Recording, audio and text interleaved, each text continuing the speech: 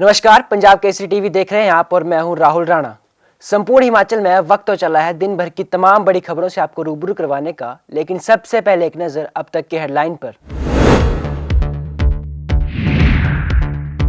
मुख्यमंत्री जयराम ठाकुर शिमला से दिल्ली हुए रवाना। केंद्रीय वित्त मंत्री सभी राज्यों के मुख्यमंत्रियों से करेंगे बैठक।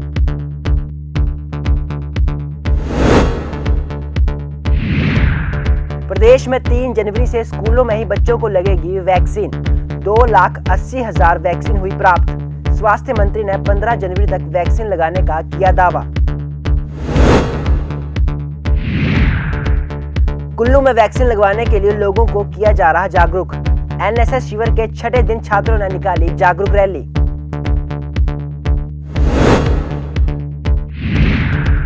और ऑल इंडिया लेवल का विजय हजारे क्रिकेट टूर्नामेंट जीतकर हिमाचल प्रदेश क्रिकेट टीम ने रचा इतिहास। टीम के कप्तान ऋषि धवन का मंडी क्रिकेट एसोसिएशन ने किया धन्यवाद, जताया आभार। और अब खबरें विस्तार से। मुख्यमंत्री जयराम ठाकुर बुधवार यानी आज शिमला से दिल्ली के लिए रवाना हो चुके हैं। मिली जानकारी के अनुसार केंद्रीय वित्त मंत्री ने सभी राज्यों के मुख्यमंत्रियों को इस बैठक के लिए बुलाया है। जानकारी के अनुसार ये बैठक गुरुवार को दिल्ली में होगी। इस बैठक के लिए मुख्यमंत्री आज दिल्ली के लिए रवाना हो गए हैं, जिसके चलते वह कल वापस प्रदेश लौटेंगे।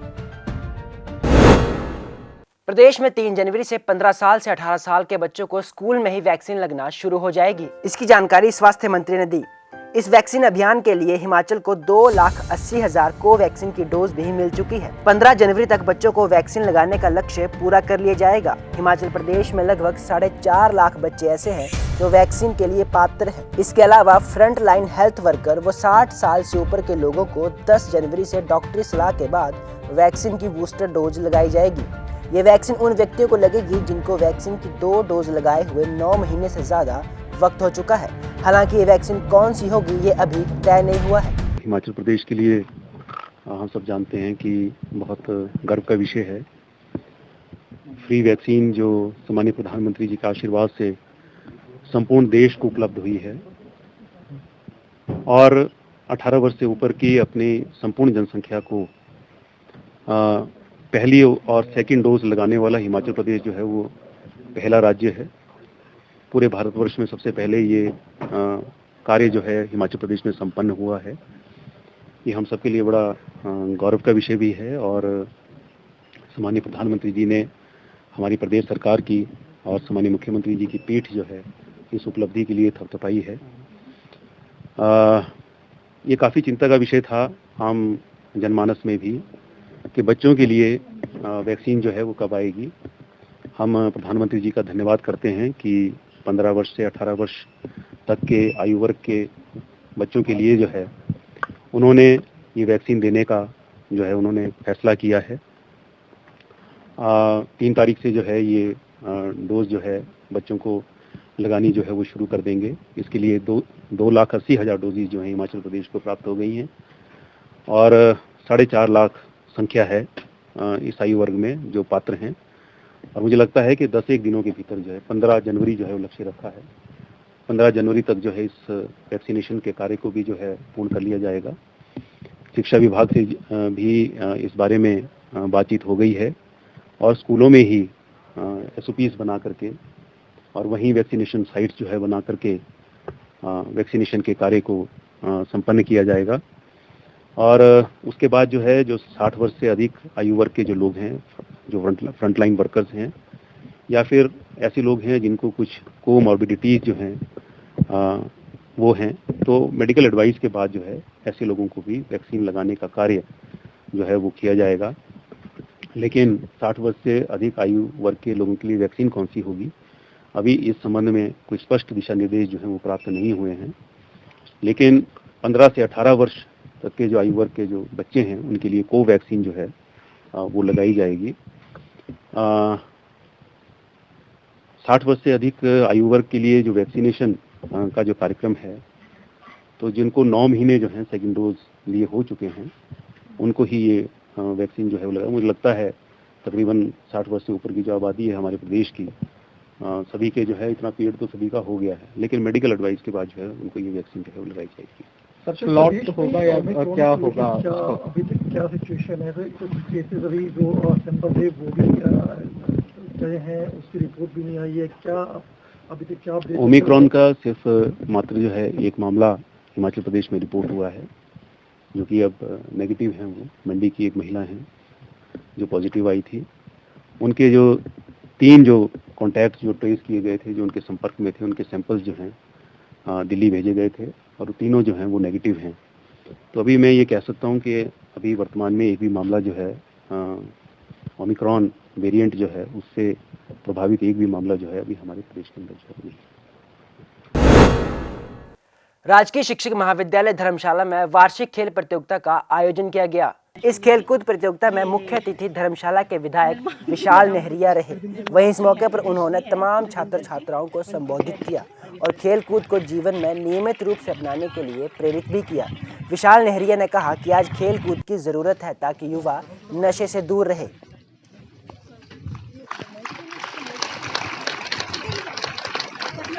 Enthusiastic rowers and rangers team of our college saluting the chief guest on the occasion of the annual इन महापुरुषों के आदर्शों को।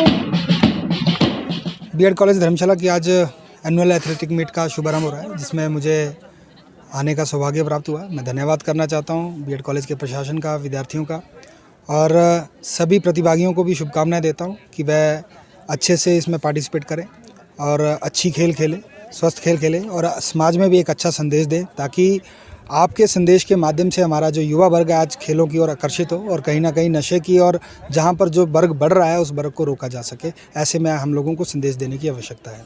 देखिए, लगभग 2.5 से 3 करोड़ रुपया जो है स्मार्ट क्लासरूम के लिए हम लोगों ने धर्मशाला के 10 विद्यालयों के अंदर खर्चा है। वहाँ पर विद्यार्थी आज स्मार्ट तरीके से क्लासेस में पार्टिसिपेट कर रहे हैं, स्मार्ट एजुकेशन उन लोगों को मिल रही है और इससे एक नया संदेश दिया जा रहा है कि इस आधुनिकी समय में भी हम लोग आधुनिकी समय के अनुसार जो हम लोगों को बदलाव की आवश्यकता है। जो नई टेक्नोलॉजी एजुकेशन में चल रही है, वहाँ पर उस टेक्नोलॉजी के माध्यम से आज विद्यार्थियों को शिक्षित किया जा रहा है। देश में धीरे धीरे अब कोरोना वायरस के मामले फिर से बढ़ने लगे हैं। ऐसे में अब लोगों को जागरूक किया जा रहा है ताकि वह वैक्सीन लगवा सके। वैक्सीन लगने से कोरोना वायरस को बढ़ने से रोका जा सकता है। इसी कड़ी के चलते कुल्लू के राजकीय वरिष्ठ माध्यमिक पाठशाला कन्या सुल्तानपुर की छात्राओं ने 7 दिवसीय एनएसएस शिविर के 6ठे दिन कोरोना वैक्सीन को लेकर एक रैली का आयोजन किया। इस रैली में सभी 50 स्वयं सेविकाओं ने भाग लिया और लोगों को वैक्सीन लगवाने के लिए जागरूक किया।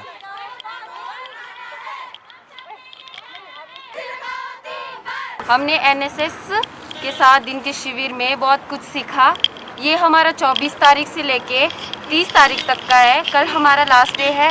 25 तारीख को हमने रैली निकाली पर्यावरण प्रदूषण पे और 27 को हमने रैली निकाली नशा निवारण पर और आज हमारी रैली है कोरोना को ख़त्म करने पर। लोगों को हम जागरूक कर रहे हैं कि किस तरह से हम कोरोना को ख़त्म करेंगे। और पिछले कल हमने एडॉप्टेड जो गोदली अपर सुल्तानपुर में वहाँ पे हमने थोड़े प्लास्टिक वगैरह उठाए, उस गांव में सफाई वगैरह की और स्कूल कैंपस को साफ किया।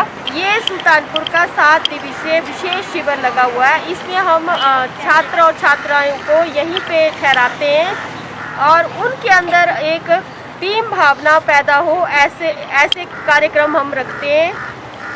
सुबह से लेकर शाम तक हमारा कार्यक्रम जो है बिल्कुल निर्धारित होता है। सुबह जो है बच्चों को प्रभात फेरी निकाली जाती है, उसके बाद उन्हें योगासन कराए जाते हैं और उसके बाद उनको परेड सिखाई जाती है। फिर नाश्ते के बाद वो छात्राएं खुद ही अपना दोपहर का भोजन तैयार करती है। दोपहर के भोजन के बाद जो है हर दिन कोई ना कोई रिसोर्स पर्सन जो है वो आते हैं। 7 दिन में 7 रिसोर्स पर्सन जो है वो यहाँ पे आए, जिन्होंने भिन्न भिन्न जानकारियाँ जो है वो छात्राओं को दी। कभी ट्रैफिक के नियमों पर, कभी नशे से होने वाले प्रभाव पर, कभी छात्राओं में किस प्रकार भावनात्मक विकास हो सके, इस विषय पर भी हमारे रिसोर्स पर्सन ने उनको बताया। और अब बात करते हैं जिला ऊना की।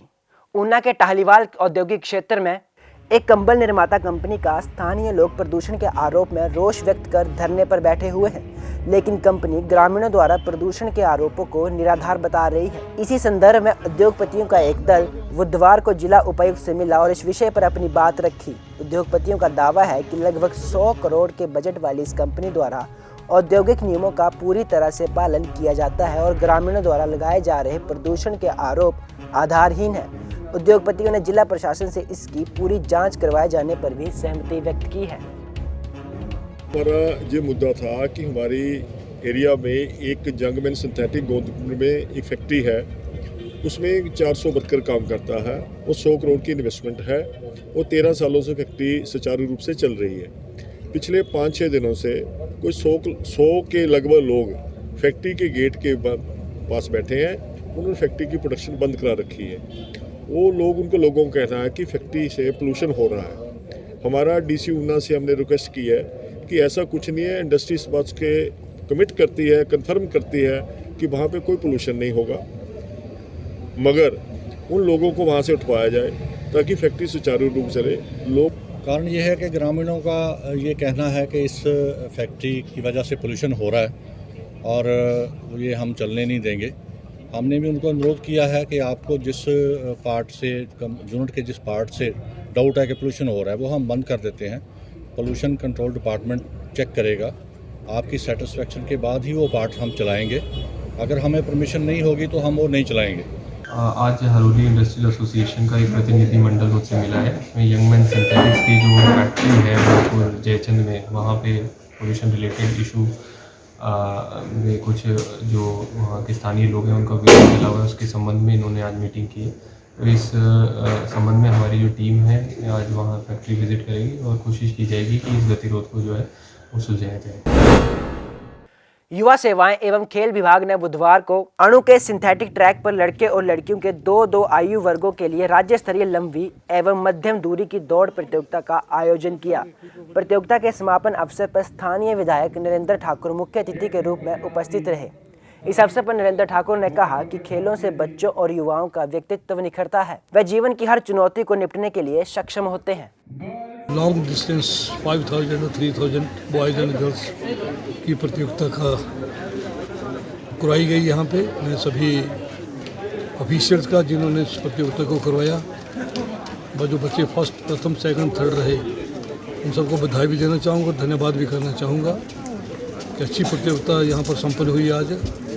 और मैं बच्चों को ये भी कहना चाहूँगा कि एक एथलीट बनने के लिए बहुत ही कड़ी मेहनत करनी पड़ती है और नेशनल लेवल, इंटरनेशनल लेवल और स्टेट लेवल पे इतना ज़्यादा कंपटीशन है, उसकी तैयारी के लिए बहुत कठिन परिश्रम करना पड़ता है। और जो बच्चे आज प्रथम, सेकंड और थर्ड रहे, मैं उनको बधाई भी देना चाहूँगा और कामना भी करना चाहूँगा कि बच्चे आगे जाके नेशनल और इंटरनेशनल लेवल पर कम्पीट करें। वो देश का ही नहीं, प्रदेश का ही नहीं, बल्कि अपने एरिया का नाम भी रोशन करें। अब बात करते हैं जिला मंडी की।